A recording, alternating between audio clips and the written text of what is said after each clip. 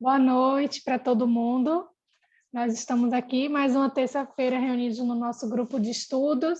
Esse grupo que tem por objetivo fazermos as leituras e debatermos e partilharmos sobre as obras que são democraticamente escolhidas pelo grupo que existe lá no Facebook. E essa semana estamos retomando a leitura deste livro, que é o livro da vez, a autobiografia do Bert Hellinger, Meu Trabalho, Minha Vida. Hoje, na página 217, no último parágrafo, começando lá em Notei pela primeira vez. Lembrando que esse grupo é uma ideia original do Hamilton e ele convidou muita gente bacana que fez e continua fazendo parte desse grupo. Lembrando do Renato Bertatti, da Alice Satin, do Oswaldo, do Marcos Castro e do René Schubert, que hoje está aqui conosco, não é mesmo, René? E desde já receba nosso carinho e nossa gratidão pela sua presença e pelo seu acompanhamento aqui conosco. Pessoal, esses encontros, eles são sempre gravados e depois disponibilizados lá no canal do YouTube do Hamilton, e nós nos reunimos sempre às terças-feiras, nesse mesmo horário, das 20h30 às 21h30, através desse mesmo link do Zoom. E hoje temos uma leitora, Renê, que é a Adriana, e sem mais delongas, eu te passo a palavra, meu caro. Muito obrigado, Larissa, pela sua apresentação de sempre. Bem-vindos todos e todas, né, a esse grupo. Né? Então, a Adriana vai fazer a leitura, de vez em quando a gente vai fazer uma pausa. Se vocês tiverem dúvidas, vocês podem escrever no chat aí do lado, ou então, quando a gente fizer a pausa, vocês livremente colocam suas dúvidas ou suas experiências também, ou pontos de vista dessa obra de Bert Hellinger. Então, Adriana, por favor, vamos dar sequência aí na leitura da Constelações Familiares com os Judeus em Prol da Reconciliação. Por favor. Notei pela primeira vez o vínculo especial entre vítimas e assassinos do Holocausto no final dos anos de 1990, em uma oficina nos Estados Unidos, que também se ocupava do tema do Holocausto e da qual participou um jovem judeu holandês. Em uma das constelações realizadas na oficina, tratava-se de uma família judia que vivia nos Estados Unidos. O rapaz foi escolhido como representante do irmão do cliente. Durante a constelação, constatou-se claramente que ele se identificou com o assassino. Achei isso muito estranho. Na época, pela primeira vez, entendi que os assassinos estão presentes nas famílias judias e nelas são representados pelos descendentes da geração do Holocausto, quando se tenta excluí-los. Alguns meses após o workshop, o rapaz me contou em uma carta uma experiência extraordinária. Escreveu novamente, narrando que no intervalo da referida oficina havia conversado comigo e, na época, eu lhe dissera para fazer o exercício de descer ao reino dos mortos, procurar pelos assassinos, deitar-se ao lado deles e lhes dizer: sou um de vocês. Como segundo exercício, ele deveria imaginar que a morte não estaria à sua frente, mas atrás dele, e pedir-lhe todos os dias por sua bênção. Em terceiro lugar, eu lhe dissera: não faça esses exercícios por conta própria.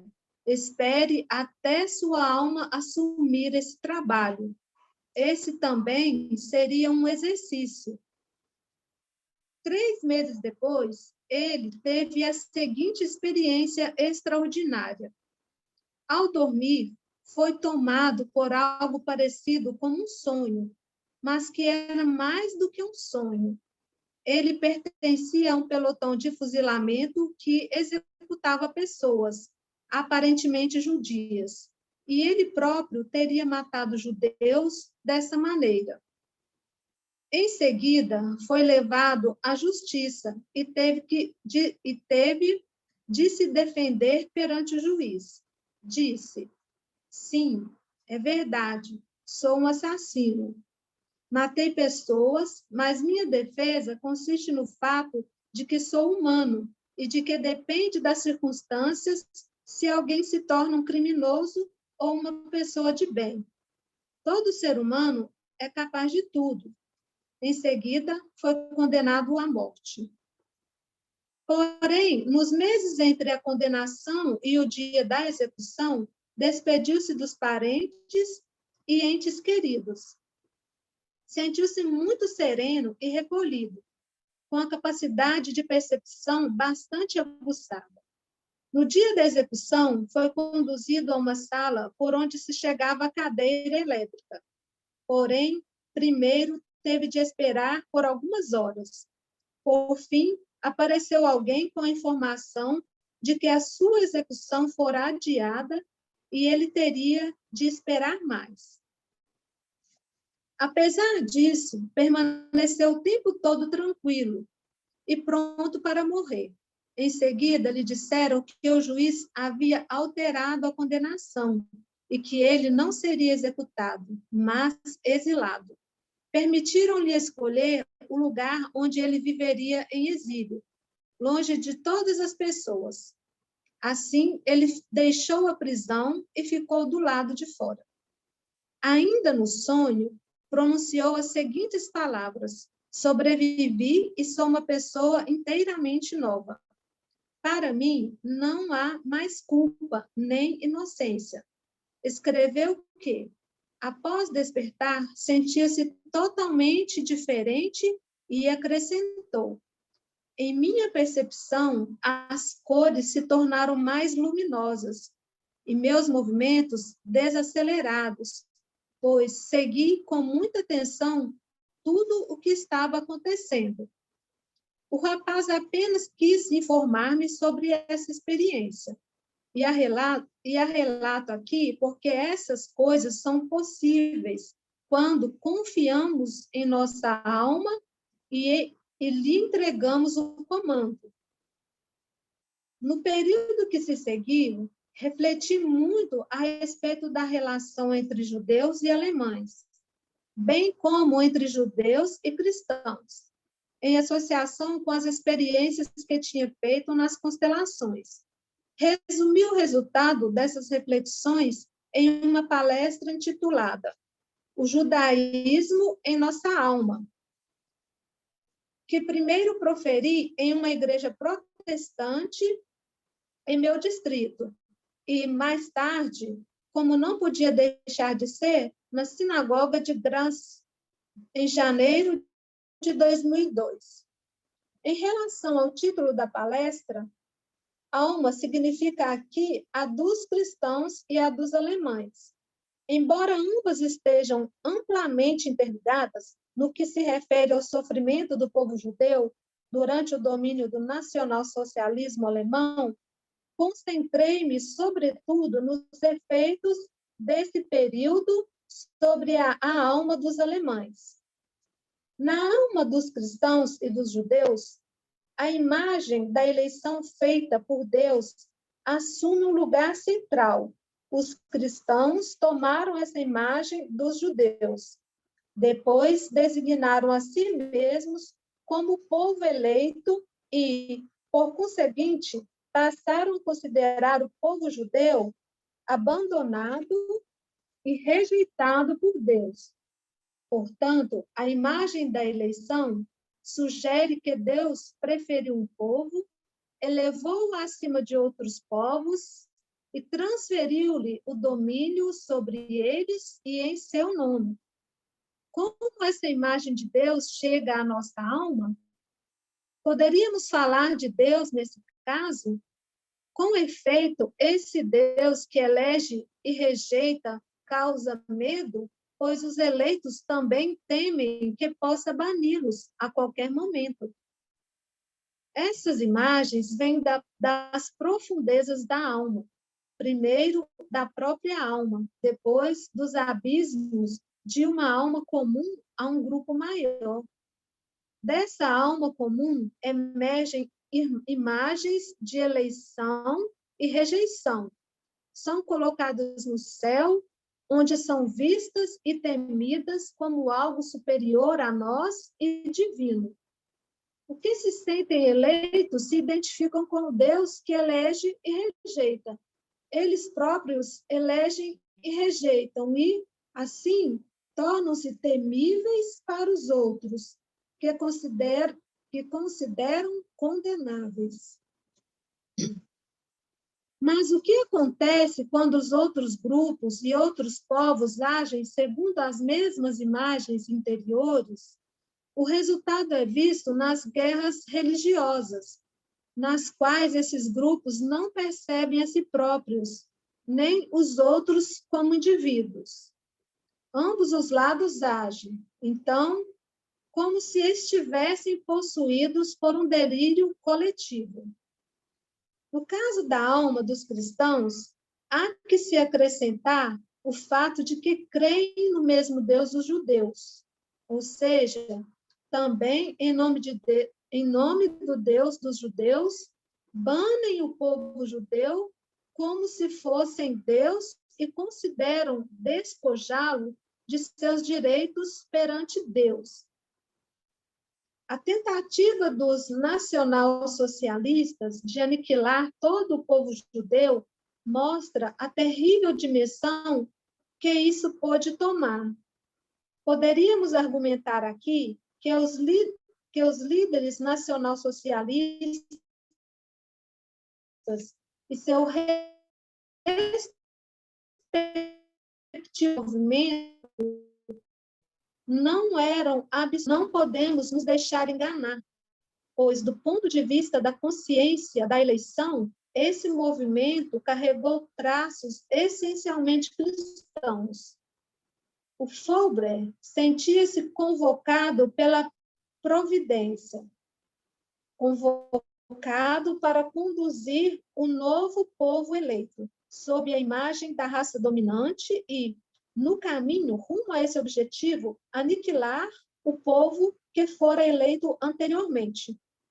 Por mais distorcido e cego que isso nos possa parecer hoje, o movimento nacional socialista e, com ele, amplas porções da população alemã extraíram grande parte da energia para a Segunda Guerra Mundial desse senso de missão. E os horrores que cometeram praticamente estavam a serviço de um tribunal penal divino. Mesmo após o fim do Terceiro Reich, esse senso de missão ainda não foi superado. É o que vemos nos grupos radicais de esquerda e de direita, que surgiram posteriormente. Eles mostram um senso de missão semelhante e, por conseguinte, muitas vezes, uma propensão cega para a violência contra outros grupos.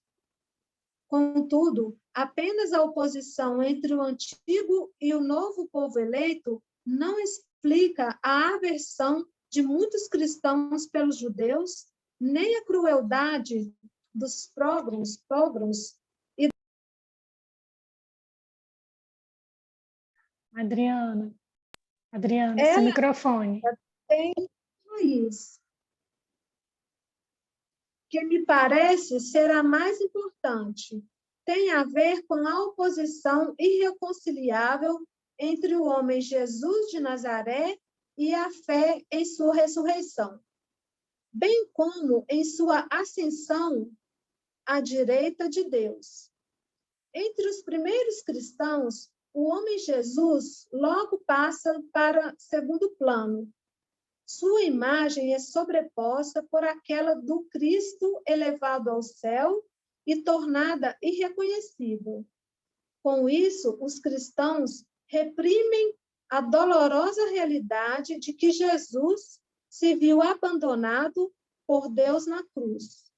O Deus em que ele crera não se mostrou.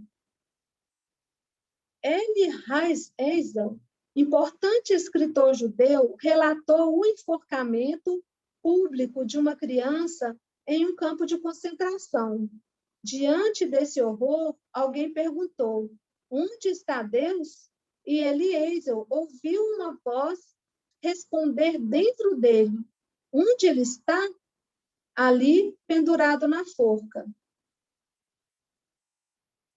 Quando Jesus gritou na cruz: meu Deus, por que me abandonastes? Alguém também poderia ter perguntado: onde está Deus nesse caso? E a resposta teria sido a mesma: pendurado ali. Os discípulos não conseguiram suportar a realidade do Jesus abandonado por seu Deus. Fugiram dele por meio da fé em sua ressurreição. E por meio da fé de que agora ele está Deus e virá para julgar. No entanto, o homem Jesus e seu destino humano não podem ser eliminados com a crença na ressurreição. Ele reaparece para nós na imagem dos judeus. Por conseguinte, o judaísmo, na alma dos cristãos, é primordial para o homem Jesus, que os cristãos, com sua fé na ressurreição e com a ascensão dele à direita de Deus, já não ousam olhar. Encarar o Jesus abandonado por Deus causa medo nos cristãos e os deixa irritados. Assim, por meio dos judeus, opõe-se ao Jesus que os assusta e ao Deus de Jesus e dos judeus, e ao Deus de Jesus e dos judeus que também os assusta. Vejo essa imagem quando observo o que ocorre na alma de muitos cristãos. Só um instantinho, Dá um Adriana. exemplo a esse respeito. Em um curso. E a Adriana pode parar um pouquinho, descansar um pouquinho. Né? Eu sei esse exemplo que virá e com certeza será uma coisa que nos mobilizará bastante. Mas até aqui, né, nessa leitura, né, que Bert Hellinger faz, né, da alma do cristão, da alma do judeu e da relação desta com a Segunda Guerra Mundial, Grande Guerra Mundial. Gostaria de saber se vocês têm alguma dúvida, né? Esse áudio que ele se refere da palestra, eu tenho ele, né? Então eu conheço essa passagem. Parte dessa passagem também está no livro Deus e Suas Igrejas e Pensamentos em Deus, né? Onde Bert Hellinger também vai trazer alguns enxertos disso. É interessante, né? A Adriana estava lendo, né? É muito comum se ouvir a referência de Hitler como Führer, né? Aquele que nos conduz, né? E o Terceiro Reich, o Terceiro Reino, né? Hitler se usou de muitos signos, de muitos significados para conduzir o povo alemão, né? E muitos desses significados ele pegou, sim, muitos símbolos, né, do mundo espiritual, da religião, né? Então, isso que Hellinger fala, né, do povo eleito por Deus, né, que a gente tem no primeiro Testamento aí, né, na história de Moisés, e os judeus como eleitos por Deus. Depois Hitler transforma no arianismo, né, os alemães sendo o povo puro, o povo escolhido, né? E nesse jogo a gente acaba vendo sangue. Quando a gente fala, né, de guerras religiosas, né, como se Hellinger estivesse fazendo uma leitura sistêmica aí de uma guerra religiosa entre cristãos e judeus, né? Apesar da gente ver, na verdade, Hitler e o seu sonho de uma grande Alemanha e da aniquilação do povo judeu, né? Como se o povo judeu fosse... Bom, eles coexistaram o povo judeu, né? Eles queriam excluir completamente a existência dos judeus, né? E essa aniquilação a gente também pode ver como uma guerra religiosa e outro. Então, quando Bert Hellinger fala aqui da alma, é interessante pesquisar, né, os termos por trás da alma para os cristãos, para os judeus, né, como um povo anterior, né, judeus, e o povo posterior, cristão, né? Como é visto a alma, como é visto o espírito, e Bert Hellinger, como teólogo, estudou isso tanto na teologia como também na filosofia.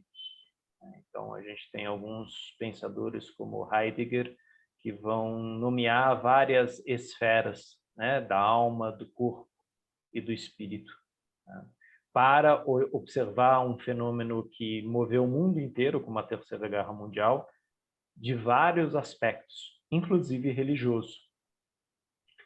Existem muitos pesquisadores que falam o quanto a Segunda Guerra Mundial se estendeu devido ao silêncio das outras nações e devido ao grande apoio que Hitler teve de Pio XII, do Papa, né? E aí a gente tem uma leitura do catolicismo favorável ao regime nacional-socialista, né? São leituras, né? São esferas. A gente não pode esquecer também da camada política aí. Mas uma coisa que é falada muitas vezes é por que os países levaram tanto tempo para reagir, né? Então, parece que havia um consentimento, né? Talvez velado, inconsciente, daquilo que estivesse acontecendo, daquilo que estava acontecendo. Se eu não me engano, é da Eleanor Roosevelt a frase: não me incomoda a maldade dos cruéis, me incomoda o silêncio dos corretos, né? E como a frase não é exatamente essa, mas é mais ou menos essa ideia, né? Ou seja, por que assentimos com o nacionalsocialismo? E agora eu coloco nós, porque como vítimas e perpetradores nós somos descendentes daquilo que já aconteceu, né? E cada um de nós carrega aqui partes disso, talvez como vítima, talvez como perpetrador. Então, como deixamos o nacionalsocialismo tomar tanto campo, né? E na aula da Cristiane, né, sobre Hannah Arendt, né, a banalização do mal, nós vemos isso também, né? Então, Hannah Arendt faz também esse olhar, né? Inclusive, Hellinger menciona aí o rapaz que no sonho dele fala: o homem é capaz de tudo, né? Até de uma crueldade, uma maldade como fuzilamento, né? E a Hannah Arendt, ela falou não se tratava apenas de uma questão dos alemães contra os judeus. Essa caça às bruxas existia em várias esferas na sociedade, né? E o julgamento de Eichmann e transformá-lo no monstro era uma forma de não ver o óbvio que havia lá, né? Como o ser humano consegue ser cruel com ele mesmo, com seu semelhante, né? Então, monstros e santos, né, representados lá, né? E a questão de se colocar exatamente o ser humano, né? Talvez não como o lobo de si mesmo, como diz Nietzsche, mas também como um lobo e também com a possibilidade altruísta de construção, né? Mas aqui é uma visão bem sistêmica, que o Hellinger faz uma leitura bem sistêmica que ele faz aí da Segunda Guerra Mundial e dessa figura que foi Hitler, né? O Führer, aquele que conduz, né? E é assim que ele era chamado pelo povo e assim que ele exigia ser chamado pelo povo e pelos soldados, como aquele que conduzia, né? E a gente tem essa imagem em Moshe, né? Moisés. Moisés foi aquele que conduziu o povo judeu para, né, as terras prometidas, né? Então ele uniu esse povo, né? Então a gente tem pontos de ligação aí, né, que não são ao acaso, mas que têm um significado bem poderoso, né? E aqui Hellinger fala da alma comum compartilhada entre judeus e cristãos e das consequências disso para todos nós, né? Sejamos judeus, sejamos cristãos ou o nome que quisermos dar, somos humanos e essa história envolveu a todos nós, né? Mas eu gostaria de abrir agora, antes da Adriana continuar, né? Alguém gostaria de fazer uma colocação em relação a essa bela leitura aí que Hellinger fez da questão da Segunda Guerra Mundial? Larissa, por favor. Renê, a Roseli fez um questionamento. Deixa eu ver, Legal, você consegue... Ela eu escreveu estou no vendo que o chat. João também. João, Deixa a eu gente ver, já vai para você, então vai a Roseli primeiro. Deixa eu ver, o João também?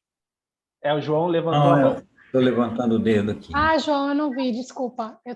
Vi aqui o chat primeiro. Não sei qual dos dois foi primeiro, mas Não, vamos começar pela Roseli, depois a gente vai para o João. É a Roseli. Roseli, você consegue abrir seu microfone ou prefere que eu leia? Sim. João. Não, eu vou ler aqui. Então, Renê, no segundo parágrafo da página 220, quando ele fala que as imagens vêm das profundezas da alma e da alma comum a um grupo maior. Eu estou enganado, assim, tem um paralelo aqui com o Jung? Tem. Tem? Tem. Com certeza, Bom, com tá. certeza. Até porque se a gente falar de Deus, né, e aí eu vou pegar primeiro Freud e depois Jung, né? O Freud, num dos livros dele, né, tanto no Totem e Tabu quanto O Futuro de uma Ilusão, ele critica, né? Lembrando que Freud era judeu, né? E por muito tempo ele negou isso, né? Ele fez um caminho de volta à sua religião conforme ele foi seguindo pela psicanálise. Mas ele falava de como a busca por Deus era a busca pelo Pai, né? E ele fala do Deus Primevo como uma imagem muito antiga, né? Na mitologia, né? Você vai encontrar isso na mitologia grega, na mitologia nórdica, você vai encontrar isso na mitologia egípcia. Então a gente pode chamar de Ra, Votan, Zeus, né? Você tem esse pai, essa figura masculina, né? Se bem que assim, masculino e feminino, depois o Jung vai desconstruir um pouco esse símbolo. Mas você tem essa imagem primordial que está em nossas almas, ou melhor dizendo, talvez está em nossa alma ocidental, né? Porque são essas as mitologias que nos marcaram. E se a gente pega, por exemplo, o livro das religiões de Josh Steingarten, ele vai fazendo uma leitura de como as religiões beberam de signos, imagens, símbolos muito antigos, né? Como, por exemplo, tanto do Oriente, das religiões, ou mitologias orientais, como também do Ocidente, das mitologias e depois religiões ocidentais. Então, quando ele fala dessa imagem que está na alma de todos nós, sim, ele está falando de um arquétipo, ele está falando de algo muito antigo, que depois o Jung ele vai fazer uma leitura um pouco diferente da de Freud, né? O Freud talvez fazia uma leitura bastante filosófica, bastante hermética, por assim dizer, e o Jung ele traz a questão da espiritualidade, né? Então, quando ele fala, por exemplo, da imagem de um pai primevo, ele também fala da mãe primeva, né? Ele começa a trazer os opostos, né? Masculino e feminino, ânimos e ânima, né? Então, sim, né? Quando falamos de Deus, e provavelmente todas as janelinhas que estão aqui, todas as pessoas que estão aqui, talvez tenham um cheiro para Deus, uma imagem para Deus, um signo para Deus, né? E isso, às vezes, vai fazer com que todos nós nos sintamos em conjunção. Ah, sim, todos nós temos um Deus.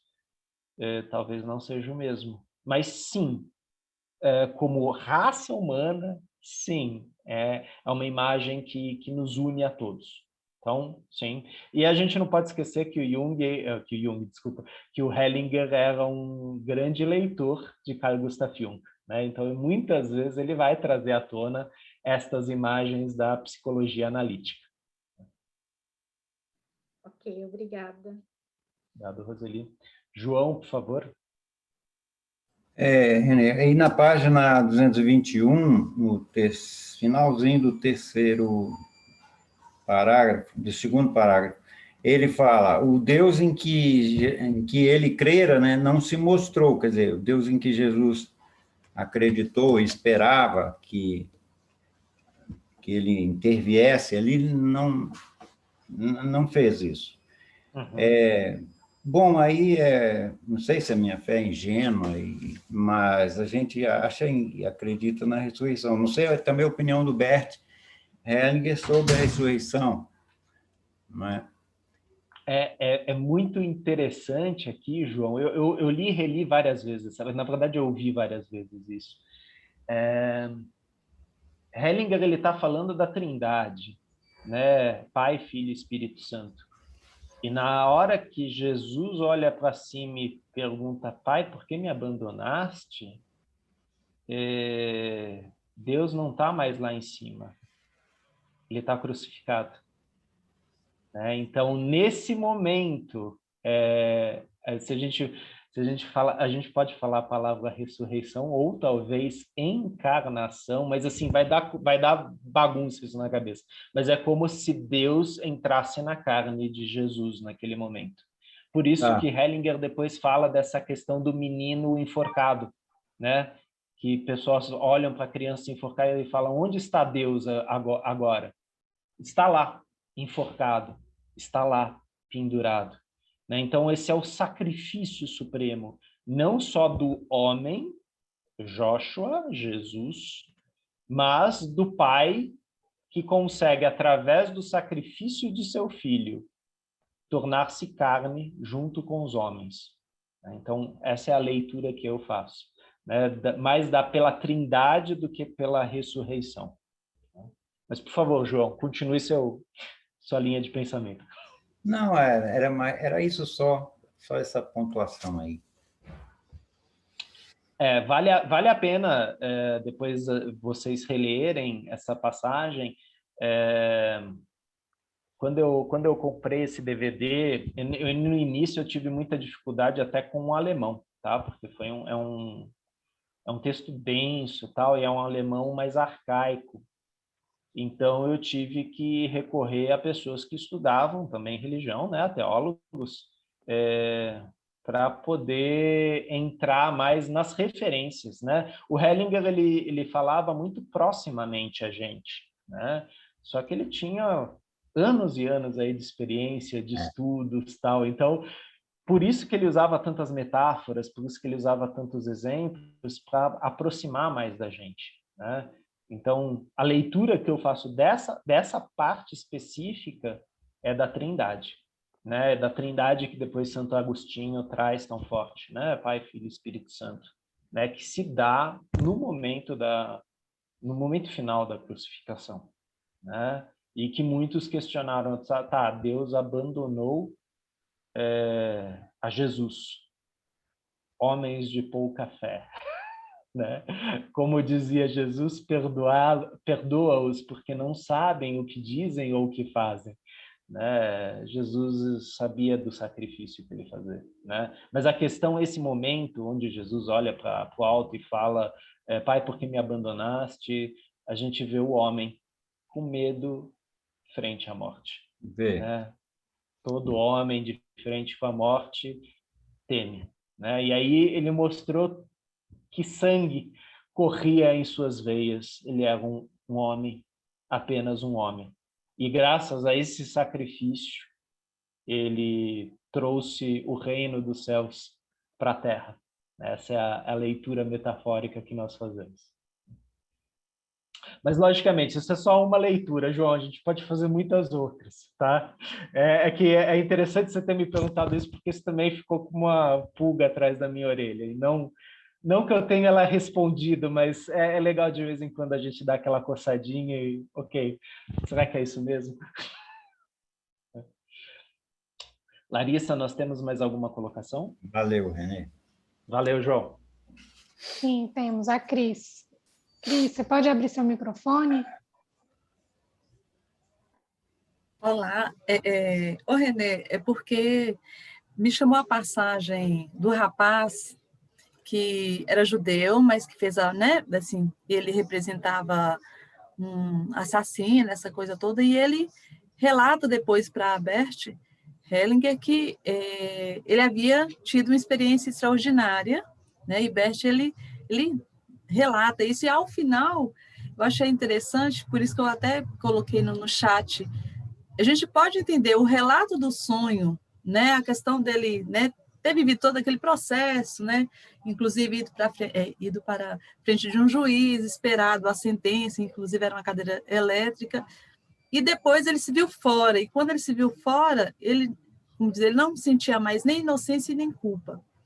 Aí, a minha grande questão está quando o Bert, ele comenta assim, ó, o rapaz apenas quis informar-me sobre essa experiência, e há relato aqui porque essas coisas são possíveis. Aí eu falo assim, gente, então o rapaz constelou em sonho? Porque ele se liberou, não é? Ó, essas coisas são, né? E como que Bert ele é bastante sutil, eu falei assim, gente do céu, o que que... Deixa eu só confirmar se há essa profundidade, né? Sim, essa também é a leitura que eu faço, Cris, né? O sonho como uma constelação, né? Como, assim como as imagens internas, né? Muitas vezes, depois de uma constelação, a gente fala para a pessoa, deixe isso atuar. O que eu tenho que fazer? Nada. Deixe isso atuar. Né? E as pessoas, elas trazem, às vezes, onirismos, né? Coisas que elas sonharam acordadas, ou sonhos mesmo, onde muito vívidos, né? Muito vívidos, né? E assim, sensações muito fortes, né? O que é muito interessante nessa passagem específica, né? E você fazendo a leitura, isso fica ainda mais claro também, é que é um rapaz judeu identificado como nazista. Assim como você tem muitos alemães identificados com as vítimas judias. Uhum. Ou seja, nós descendentes os carregamos na alma. A polaridade, os dois, tanto o perpetrador quanto a vítima.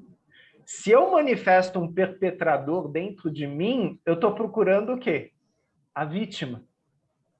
Se eu manifesto a vítima, eu estou procurando o quê?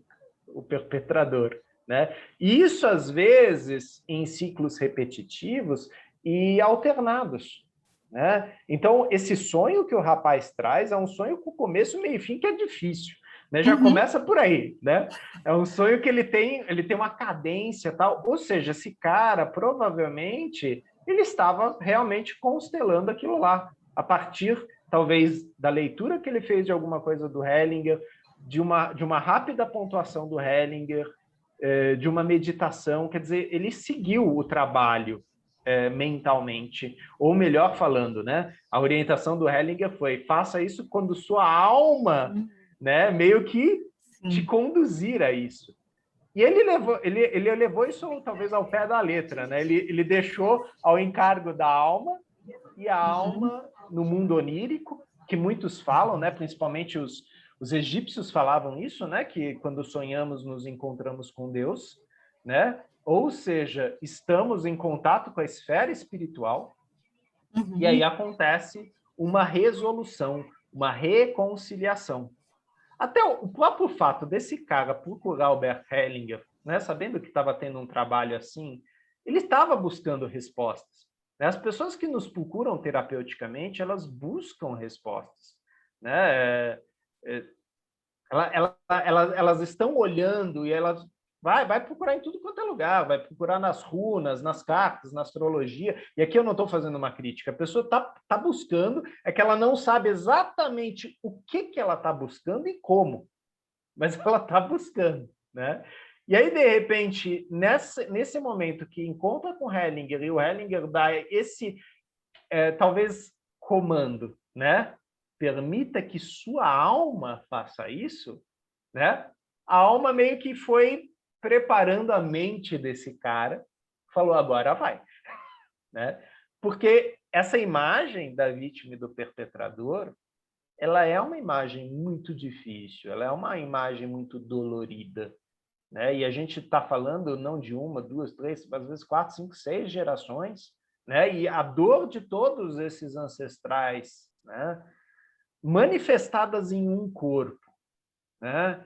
Então, haja respiração consciente, né? Para eu poder integrar isso no meu corpo, né? E poder acontecer, né? Nesse momento, eu estou a serviço. Eu como cliente, eu como facilitador, eu como representante. Estou a serviço do campo e o campo vai manifestar no meu corpo algo muito forte, muito potente. Por isso, os representantes não são por acaso, os clientes não são por acaso, o facilitador não é por acaso. Aquilo realmente é um encontro, né? E nesse momento os encontros estão suspensos. Talvez eles estejam acontecendo também nos nossos sonhos, através dos grupos de estudo, através das nossas leituras, né? Cada um aqui segue, né? Mas acho que eu já te falei, né, Cris? Uma vez eu fiz essa pergunta para o Hellinger, né? Se sonhos poderiam ser constelações, né? Aí, no primeiro momento, o Bert Hellinger virou para mim e falou: isso aqui não é uma brincadeira, né? Aí eu já me recolhi e falei: fiz a pergunta errada. E aí a Sofia, ela olhou, ela falou: não, você está perguntando por você ou você está perguntando por outra pessoa? Eu falei: não, estou perguntando por mim. E aí a Sofia, ela falou: olha, existem certos sonhos que são como constelações. E existem outros que convidam a se fazer uma constelação. Então, que é aquele sonho que você acorda também com a pulga atrás da orelha, você fala: meu, eu tenho que olhar para isso, né? Deixa eu procurar aqui minha taróloga, minha cartomante, vou jogar nos búzios, vou jogar no bicho, porque esse sonho aqui foi forte, né? E aí eu acabo encontrando signos, marcas, algo muito precioso para a minha alma. E quando eu falo precioso para a minha alma, para a alma dos meus ancestrais, né? Para todos aqueles que estão comigo, né? E nesse momento, talvez, todos vocês, né? E aí a gente fala aí da alma espiritual, né? Como todos estamos conectados a um grande mistério aí, a um grande todo, né? Mas obrigado pela tua pergunta, Cris. É um outro ponto. É um texto denso, tem muita coisa aí. Eu é quem agradeço. Obrigada. Larissa, a gente tem mais alguma questão ou a gente segue mais um pouco a leitura? A Regina compartilhou aqui, ela escreveu no chat: naturalmente, Bert sabia que um sonho não teria esse enredo, e que a experiência foi uma experiência no campo. Uhum. É aquela coisa, né? Quantas constelações a gente não viu Bert Hellinger conduzir sem representantes, né? Com o olho da mente da pessoa, né? E a pessoa relatava também uma história fantástica. Muitas das metáforas que Bert Hellinger conta são metáforas que os clientes trouxeram, né? E existe um mundo aqui, né? Então, muitas vezes eu falo isso até para os meus clientes, né? De tudo que foi dito, de tudo que você viu aqui com os bonecos, tal. O precioso é aquilo que você sentiu, aquilo que você validou, aquilo que você pensou, viu e não disse, né? Isso é precioso, né? E às vezes isso vem muito depois da constelação, né? Vem aquele clique, né? Tanto que muitas vezes a pessoa vira, olha para a Larissa e fala: não, Larissa, você me falou, né? Enfrente os seus desafios. E assim, a Larissa olha e fala: eu não lembro de ter falado isso para a pessoa. E muitas vezes a Larissa realmente não falou. Alguém falou para esse cliente. Algum ancestral naquele momento.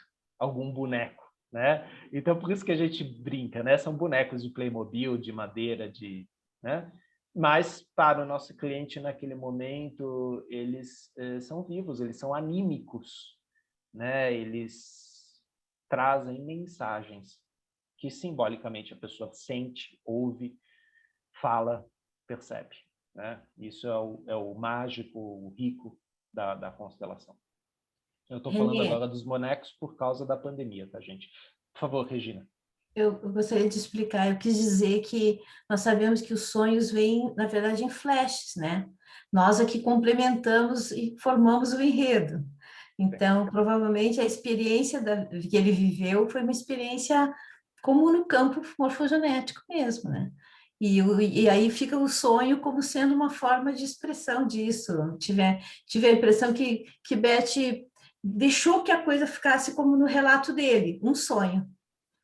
E aí o conduziu a que ele se deixasse conduzir mais uma vez para a alma, quando fosse fazer os exercícios seguintes. Achei lindo isso. Sim, é muito interessante, né? Porque o Beto, na verdade, ele passa... São 3 exercícios, né? E aí ele fala, deixa no teu comando, e depois a gente tem esse relato completo, né? Então, pode até ser que a gente esteja falando de vários sonhos aí, né? E provavelmente alguns de vocês já tiveram essa experiência de vocês sonharem uma coisa muito legal, e aí durante o dia vocês ficam pensando naquele sonho, nossa, aquele sonho foi tão legal, né? Aí quando você vai dormir, você dá play e continua o sonho. Você fala, nossa, eu interrompi o sonho ontem, continuei ele na noite seguinte. Mas é porque aquilo está mexendo com você, né? Realmente é o teu inconsciente, ele está conversando com você, ele está falando, não, essa mensagem aqui tem que chegar, né? E talvez até esteja dizendo, agora você está maduro para escutar isso, para ver isso, para entrar em contato com isso. E aí a gente tem a preciosidade, né? Exclusão a gente faz o tempo todo, incluindo na exclusão aquilo que a gente exclui de nós mesmos, porque a gente ainda não está preparado para ouvir, sentir, perceber. Sonhos são um exemplo disso. Eu acordo, ainda não abro meus olhos e eu vejo aquela cena. Abri os olhos, puf, foi embora. Para onde foi? Foi lá para a caixa da exclusão, né? Vai, esse conteúdo aqui é muito pesado. Não, vai embora. Né? Isso deixa amadurecer, né, Renê? Exato. É aquela coisa, o inconsciente ele deu uma cutucada, né? Ele deu aquele peteleco, ele fala, não, vai chegar, vai demorar, o cara é lento, mas vai chegar. Então, e o Hellinger brincava, né? Os movimentos da alma são lentos. Eu lembro, não sei se eu contei isso aqui para vocês, a minha colega Adriana Campidelli, de Campinas, ela contava a história do índio, né? Que o índio se encontra com um homem branco, e o homem branco lá no Texas vira para o índio e fala, eu vou te levar para Washington, né? Entra aqui. E levou o índio para dentro do trem. Né? Aí o trem foi, né? Levou lá umas 4, 5 horas, chegou em Washington. O índio sai do trem, meio que tipo marejado, assim, senta nos trilhos na posição de índio e fica esperando. E aí o homem branco fala para o índio, não, a gente já chegou, a gente está em Washington. E aí o índio vira para o homem branco e fala, então, meu corpo chegou, mas minha alma ficou lá atrás, tem que esperar ela chegar aqui também. Então, é uma imagem para essa coisa dos movimentos da alma. Né? E, logicamente, a nossa leitura, ou melhor que leitura, a nossa percepção, a nossa sensação em relação a isso que a alma nos ensina todos os dias, o tempo todo. Ela está em contato com a gente o tempo todo. A gente, às vezes, fecha o ouvido, fecha os olhos, não fala, né? Aí é a nossa mente, o nosso ego. Né? Mas legal, obrigado, Regina, pela colocação. Né? Também tenho essa visão, né? De, logicamente, para tornar até mais digerível na leitura, né? De trazer essa experiência do campo como um todo. Obrigada, Renê. Vamos continuar. A gente pode continuar, né, Larissa? A leitura? Isso, temos mais 10 minutos. Por favor, Adriana, vamos ler mais um pouquinho. Dou um exemplo a esse respeito. Em um curso de dinâmica de grupo para cristãos muito engajados, no qual todos eram teólogos e estavam integralmente a serviço de suas igrejas, sugeri de repente: poderíamos colocar uma cadeira no centro e imaginar Jesus sentado nela? cada um poderia lhe dizer alguma coisa. No mesmo instante, alguém colocou a cadeira no centro e os participantes começaram a conversar com Jesus. Foi incrível ver o ódio que manifestaram bruscamente por ele. Um dos participantes chegou a correr até a cozinha, voltou segurando uma faca e apunhalou a cadeira. Ao final, todos estavam abalados com o que havia emergido das profundezas de sua alma. Ficaram muito envergonhados, mas eu disse: não vejo nenhuma culpa nele. Quando deixo que as imagens dos judeus durante a perseguição que sofreram no Terceiro Reich influam sobre mim, o modo como foram amontoados e enviados para a morte, como se submeteram sem resistência, com docilidade e resignação, neles vejo o homem Jesus e o judeu Jesus. Assim, as vítimas do Holocausto destacaram-se em um papel perante os cristãos, no qual estes viam Jesus perante os judeus. Como o povo, em seu comportamento e em seu destino, incorporaram o comportamento e o destino em que os cristãos viam Jesus diante do alto conselho e de Pilatos. Porém, desta vez, os cristãos eram os algozes, e os judeus, os que se assemelhavam a Jesus. Retorno à ideia da eleição por Deus e, em oposição a ela, gostaria de dizer algo sobre os primórdios da religião na alma, ou seja, o que ocorre na alma dos cristãos quando se tornam cristãos e o que ocorre na alma dos judeus quando se tornam judeus. Uma criança nasce em determinada família, tem determinados pais que, por sua vez, estão inseridos em determinado clã, em determinada cultura e em determinada religião. A criança não pode escolher se aceitar a vida sem nenhum questionamento, tal como se aceita sua vida com tudo o que ela traz para essa família em termos de destino, possibilidades, limites, alegria e sofrimento. Então, essa criança se abre não apenas para seus pais, para esse determinado povo, para essa determinada cultura e para essa determinada religião, mas também para Deus e aquilo que intuímos por trás desse nome. Por isso, aceitar a vida desse modo especial é uma realização religiosa. De fato, é a verdadeira realização religiosa. Portanto, quem nasceu em uma família judia só terá condições e estará autorizado a iniciar seu caminho até Deus à maneira judaica. Para ele, é o único caminho possível e, por isso, o único correto. Para um cristão, vale o mesmo raciocínio. Por mais que cristãos e judeus se diferenciem em suas crenças, no que se refere à realização religiosa essencial, são iguais. Essa realização independe dos conteúdos de sua religião e, por conseguinte, nunca pode ser abandonada, caso mais tarde, talvez, alguém passe a seguir outra religião. Ilustro esse procurou ajuda porque se sentia apartado da vida. Veio à luz o fato de que seu avô era um judeu batizado. Ele próprio não se sentia como judeu, mas como cristão. Quando constelamos sua família, ao lado de seu avô, dispôs 5 representantes das vítimas do Holocausto. O avô colocou espontaneamente a cabeça no ombro da vítima e diz após um instante: "Este é meu lugar."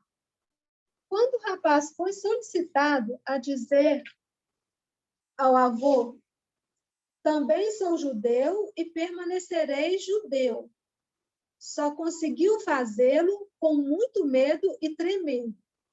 Porém, em seguida, pela primeira vez,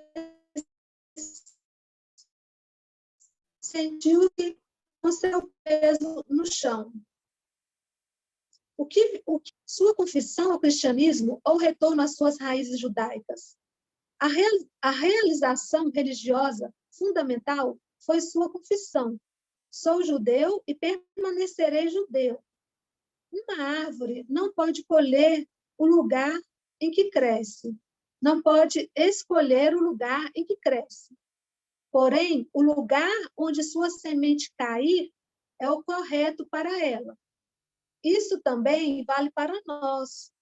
Para qualquer pessoa, o lugar de seus pais é o único possível e, portanto, correto. Para qualquer pessoa, o povo ao qual ela pertence, bem como sua língua, sua raça, sua religião e sua cultura, são os únicos possíveis e, portanto, corretos para ela.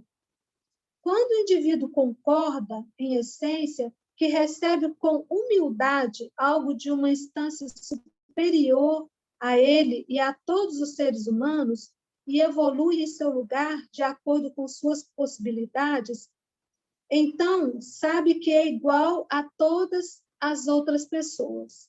Ao mesmo tempo, reconhece que essa instância superior, ou como quer que a chamamos, tem de dar a todos de igual maneira. Portanto, por mais que sejam diferentes, todos são iguais perante essa instância superior.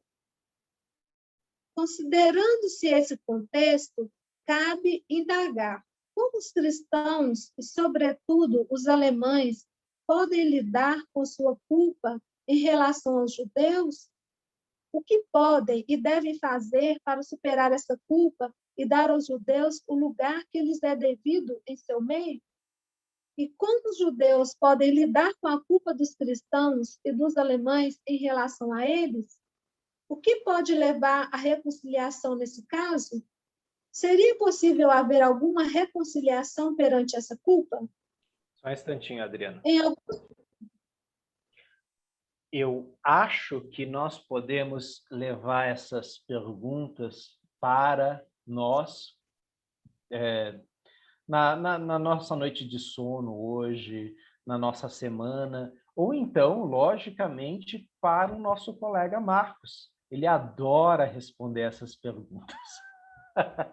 É uma brincadeira, né? Mas eu acredito que é interessante nos ocuparmos com essa pergunta, né? Eu acredito que aqui tenhamos várias religiões presentes, várias visões de mundo, várias visões de Deus, né? E Bert Hellinger faz um caminho belíssimo, né? Quando ele fala da criança inserida em sua família, que está inserida em um clã, que está inserida em uma cultura, né? E assim por diante, né? Os vários círculos que nos formam, né? E nesse círculo a gente vai ter as noções de culpa, vergonha, pertencimento e não pertencimento, boa e má consciência, né? Alguns estão buscando Deus, né? Outros o encontraram, né? A palavra religião, em sua origem, significa ligação, religare, né? Conectar-se com. Perante a este ser superior, somos todos iguais, né? É uma imagem muito bonita. Isso nos coloca como pequenos, né? E como é incrível que na guerra nós ocupamos um lugar grande. Meu Deus é melhor, meu estado é melhor, a minha roupa é melhor, as minhas armas são maiores, né? Minha espada é maior. É um falocentrismo, é uma briga, né, de quem é maior, quem é mais bonito, né? E aí a gente tem egos brigando, né? Nessa imagem que Hellinger coloca aqui no final, por mais que sejamos diferentes, todos são iguais perante a esta instância superior, né? Eu acho que isso é uma coisa para a gente levar conosco, né? Então, existe algo maior olhando por nós. E aí é muito interessante o símbolo do kippah judaico, né? Que eles usam aqui, para lembrar que acima deles existe algo maior. Exatamente por isso que dentro da igreja a gente tira chapéus também, né? Porque a gente está em algo maior, né? A gente está entrando em contato com algo superior, né? Alguém gostaria de fazer mais alguma colocação? Alguém gostaria de, nessa parte final da leitura da Adriana, muito obrigado pela sua leitura, Adriana, ainda trazer alguma imagem, alguma metáfora, alguma pergunta? Tenha à vontade.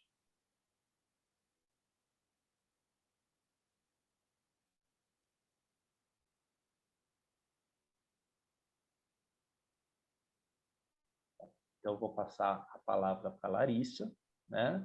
E eu vou deixar, logicamente, muito bem lembrado, João, né? A questão da Páscoa, né? Renascimento, né? É interessante a gente olhar para essas questões agora também, né? Estamos nesse período, né? Também do expurgo, o renascimento, a integração. Por favor, João, pode falar. Estamos numa paixão aí, né? Uma via sacra. Exato, na Via Sacra, né? A Via Sacra e todos os desafios dessa Via Sacra, né? Dessa dor que está no nosso corpo, né? E em direção a uma instância maior, ou a serviço de uma instância maior. Isso é importante. Obrigado, João, bem lembrado, né? Lembrando, né? Sempre é bom lembrar, as perguntas mais difíceis vocês levam para o Marcos. Obrigado, Larissa. Obrigada. Nós que te agradecemos, Renê e Adriana, pela leitura de hoje. O pessoal aqui no chat está deixando um recadinho de gratidão, de Feliz Páscoa. E só para a gente marcar aqui, o pessoal que vai assistir depois no YouTube, nós paramos na página 224, vamos retomar depois no último parágrafo. Então é isso. Renê, muito obrigada. Um abração para todo mundo. Uma boa semana de Páscoa e até a próxima terça, pessoal. Cuidem-se bem. Boa semana, tchau, gratidão. Beijos.